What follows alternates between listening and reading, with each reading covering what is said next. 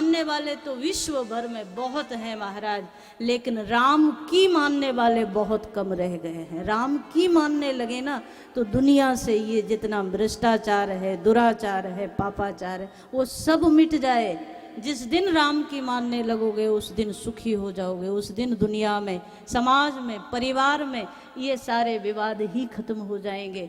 कभी सोच कर देखना, राम की जिस दिन हम लोगों ने मानना शुरू कर दिया उस दिन चारों ओर राम राज्य आ जाएगा। हमारे साथ समस्या ये है, हम राम को मानते हैं, राम की नहीं मानते। प्रात काल उठ के रघुनाथा, मात पिता गुरु नाम ही माता।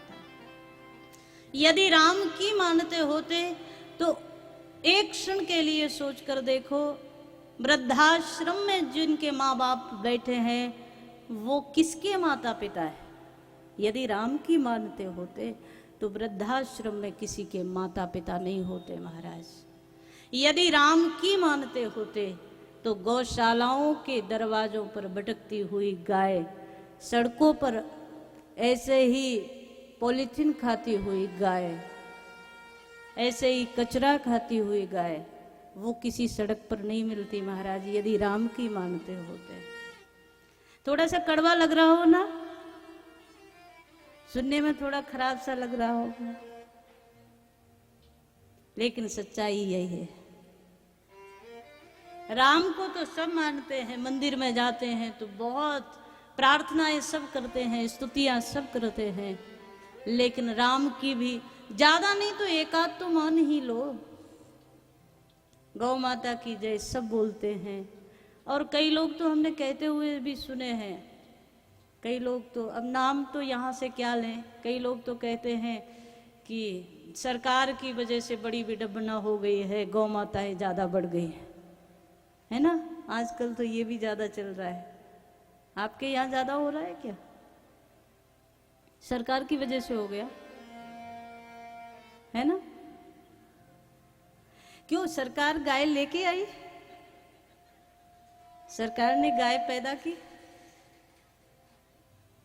अच्छा, पहले जब गाय कटती थी तब आप लोग चिल्लाते थे कि गौवध बंद होना चाहिए, है ना। फिर गौवध बंद हो गया तो आप लोग चिल्लाने लगे कि सरकार ने गाय बढ़ा दी। अब क्या किया जाए? अब क्या होना चाहिए? क्या कभी आपने चिंतन किया है समस्या कहाँ है? कभी सोचा है? समस्या एक ही है महाराज, हम जिसे माँ कहते थे उसे हमने घर से निकाल दिया।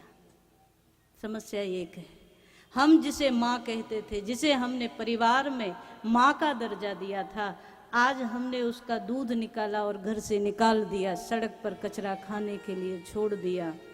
किसान ने घर से गाय को निकाल दिया और सरकार पर हम आरोप लगाते हैं कि गाय बढ़ गई, हमारी फसल खा रही है गाय। ये समस्या का समाधान किसी सरकार के पास नहीं हो सकता जब तक किसान, जब तक हम आप सब जितने हिंदू लोग हैं, जब तक गाय को एक एक हिंदू परिवार पालना शुरू नहीं करेगा तब तक इस समस्या का समाधान किसी सरकार के पास नहीं हो सकता। ये आप सबको पालना पड़ेगा, आज नहीं तो कल इसको शुरू करना पड़ेगा। और जो लोग कहते हैं उनसे ज्यादा बेशर्म कोई लोग नहीं हो सकते। जो लोग कहते हैं कि गाय बढ़ गई, उनसे ज्यादा बेशर्म कोई लोग नहीं। गाय बढ़ गई तो इसका मतलब कत्ल खाने खोल देने चाहिए। गाय बढ़ गई इसलिए, अरे एक क्षण के लिए सोच कर देखो, जब जब गाय कटती थी तब तुम लोग चिल्लाते थे कि गाय कटनी नहीं चाहिए। आज कत्ल खाने बंद हो गए तो तुम लोग चिल्लाते हो कि गाय बढ़ गई है। उनको पालना क्यों नहीं शुरू करते हो? घर में नहीं पाल सकते हो, कोई बात नहीं, जहाँ गौशालाएं हैं वहाँ कम से कम एक गांव के लोग मिलकर के गौशाला प्रारंभ करो। तुम्हारे घर में 4 लोग हैं, उनका भी तो पालन करते हो, तो एक गाय का भी पालन तो शुरू करो।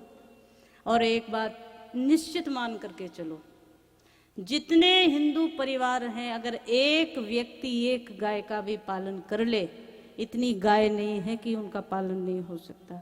लेकिन हम लोगों ने अपनी जिम्मेदारी से मुंह मोड़ लिया है।